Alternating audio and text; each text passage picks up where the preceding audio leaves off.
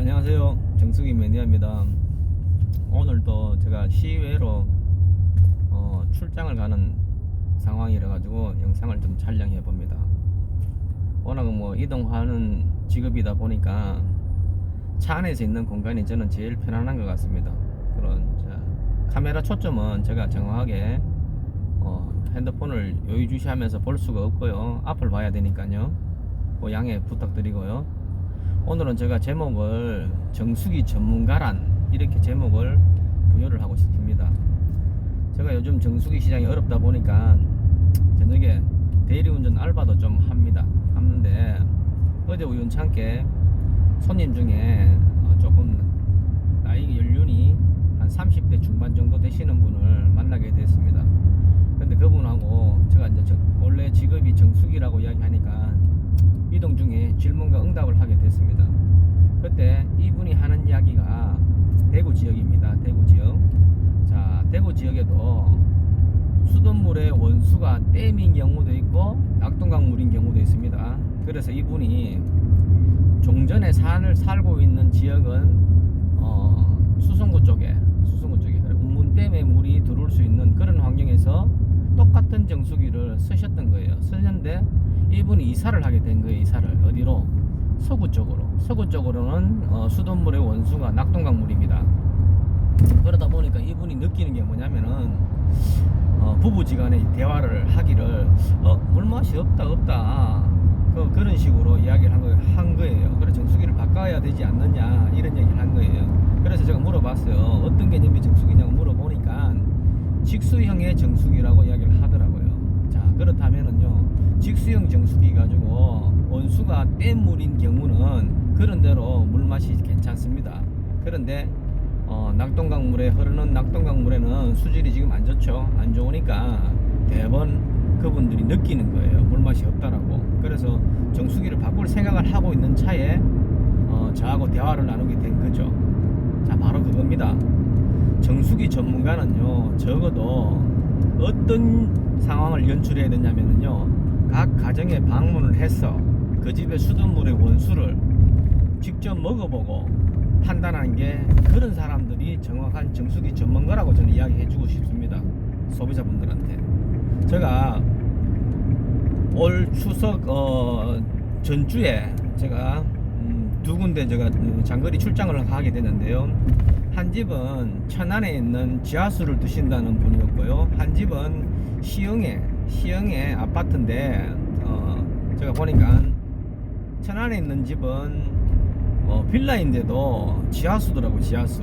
그래서 제가 역삼투압 방식을 직수형으로 만들어가지고, 업소형으로 만들어가지고 그 설치를 해드렸는데 물은 물론 좀 적게 나오긴 하지만 그 고객분의 물맛과 모든 것을 인정을 하셨어요. 단지 불편한 거는 물이 작게 나오니까 불편하겠죠. 근데 적응하시라고, 완전하고 정확한 정수를 위해서 이런 방식을 선택하셨다면은 적응하는 게 맞습니다라고 제가 말씀드렸고, 물론 그분들도 설치 후에 물을 드셔보시고는 활짝 웃고 미소를 짓는 그런 모습들이 저는 그게 기쁨이고요, 인정받는 게 저는 제 행복입니다.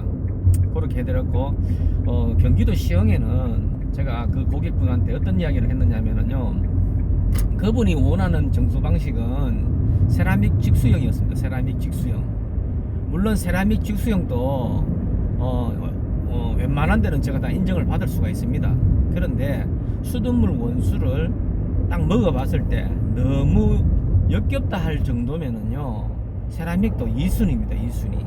수돗물을 먹었는데 뭔가 그 느끼는 약품 냄새라든지 이게 좀 많이 없을 경우는 쾌쾌한 박테리아 바이러스 냄새라든지 이런 맛이 없다면은 세라믹을 달아도 되지만, 그런 게 심하다면은요, 역삼투압 방식을 하는 게 맞습니다.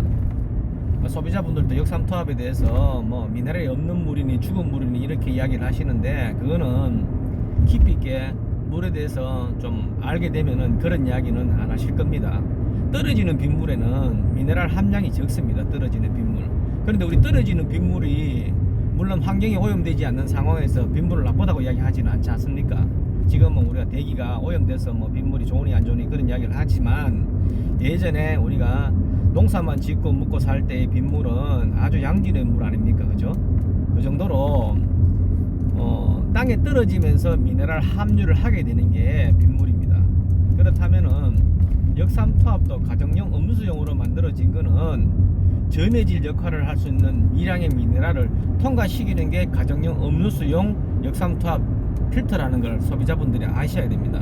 그 물은 계속 끓이게 되면은요, 순수한 H2는 증발하고 미네랄이 응집되기 때문에 알칼리가 나옵니다. 그래서 제가 주로 역삼투압을 쓰시는 분들한테는 어떤 이야기를 해드리냐면은, 우리가 밥은 산성인데 누룽지를 만들면은 식품이 알칼리 식품이 된다. 그래서 누룽지를 우려 먹어라.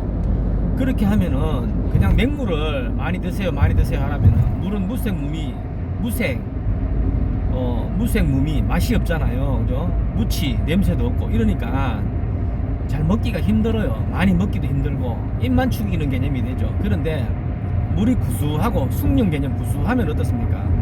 반 잔에 먹을 물도 한 잔에 먹을 수도 있고요. 그리고 또 구수한 맛이 생각이 나서 물을 많이 먹게 된다는 거예요. 그리고 저도 그냥 나름대로는 조금 실험을 해봤는데, 그냥 맹물을 먹고 소변 보는 속도하고 숭늉을 먹고 소변 보는 속도가 다르다는 거예요. 훨씬 빨리 소변을 본다는 거예요. 그럼 그 이야기는 뭐예요? 흡수가 잘 돼서 대사가 좋다는 거예요. 우리는 기본적으로 대사가 잘 되도록 항상 물을 가까이 하시는 게 최고의 보약이고 최고의 명약입니다. 가장 쉽게 접할 수 있는 물이.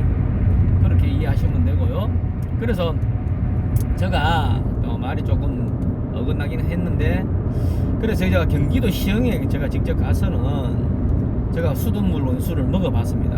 먹어보니까 이게 제가 딱 먹어보고 저는 느낍니다. 이 물이 원수가 흐르는 강물일지언정, 그죠? 직수로 들어올 경우는 제 입 끝에서 느끼는 게 있고요. 그 흐르는 강물에서 들어오는 원수가 다시 노후된 아파트에 지하 저수도 된 거에 물이 고이고 다시 저수도 된 거에서 옥상으로 올라가서 우리 집으로 들어온다 그러면은 이미 이 물은 수돗물 속에 투여되어 있는 염소 성분이 휘발돼서 날아가 버리면은 그죠? 어떻습니까? 그때부터 공기 노출되고 하다 보면은 고이고 이러다 보면은 고이면 어떻습니까? 미네랄이 침전이 일어나고, 공기 노출되면 어떻습니까? 세균 증식이 일어나고, 그러면은 물 속에 박테리아 바이러스가 증식이 일어나고 일반 세균이 증식이 일어나는 그 맛을 지나치게 제가 많이 느꼈던 거예요. 그래서 먹어보니까 도저히 이거는 직수 세라믹 방식을 달아서는 안 되겠다고 제가 판단을 한 겁니다. 그래서 제가 그 자리에서 다시 세라믹 정수 방식을 준비해 갔는데, 이거를 역삼투압 방식으로 바꾸기 위해서 걸리는 시간도 1시간 반에서 한 2시간 가량 걸렸고요. 총 설치 시간이 한 2시간 반에서 한 3시간 가까이 걸린 것 같습니다. 그래 해드리고 그 고객분한테 수돗물 원수와 그리고 직수로 만들어진 역삼투압 방식의 물을 2잔의 물을 받아가지고 이분한테 제가 드렸죠. 물 맛을 비교 한번 해보세요 라고. 그렇게 물을 드셔보시고는 차이를 느끼시더라고요.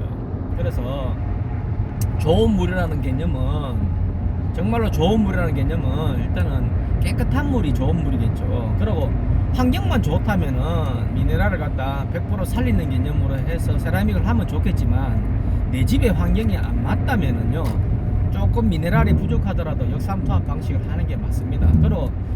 그리고 우리는 사람들은요, 지금 현재 역삼투압 정수기 물을 먹는다 해가지고 미네랄이 부족하진 않습니다. 왜? 모든 곡물이고 음식에는 미네랄이 다 들어있고요. 그리고 소금 자체가 미네랄의 어떤 결정체입니다. 그래서 부족함이 없다는 거예요. 그런데 왜 미네랄이 흡수 안 되겠습니까? 이렇게 안 되는 개념이지. 그건 환경이 예를 들어가지고 그분 자체가 미네랄이 흡수가 잘 되기 위해서는, 무기질이 흡수가 잘 되기 위해서는 조건이 필요한 거예요. 어떤 조건요? 일단은 섭취를 해야 되겠죠. 두 번째, 이 미네랄이 골밀도까지 형성이 되기 위해서는 비타민 D 형성이 돼야 됩니다. 그런다면 햇빛을 봐야 되고요. 그 다음에 이제 적정한 무게 중심에 체중이 실리는 그런 운동을 갖다 겸해야지만 미네랄이 흡수가 잘 되고 골밀도가 높아진다는 거예요. 그런데 그런 것들이 세 가지 어떤 형식에서 한두 가지 정도라도 빠지게 된다면은 먹어도 미네랄이 흡수가 잘 안 되는 겁니다. 그 때문에 미네랄이 부족한 현상을 이야기하는 게 저는 맞다고 봅니다. 그리고 학자들이 하는 이야기는 물을 경수, 연수 따지면은 수돗물이 연수입니다. 경수는 지하수. 지하수의 경수 높은 강물질은 어쩌면은 결석이라든지 녹내장, 백내장 그렇게 결석이 결국 뭡니까? 미네랄이잖아요. 그게 지방이나 단백질이 아니거든요. 그러면은 이 과다한 섭취에 의해 가지고 일으킬 수 있는 그런 질병들이 더 많을 수도 있다는 거예요.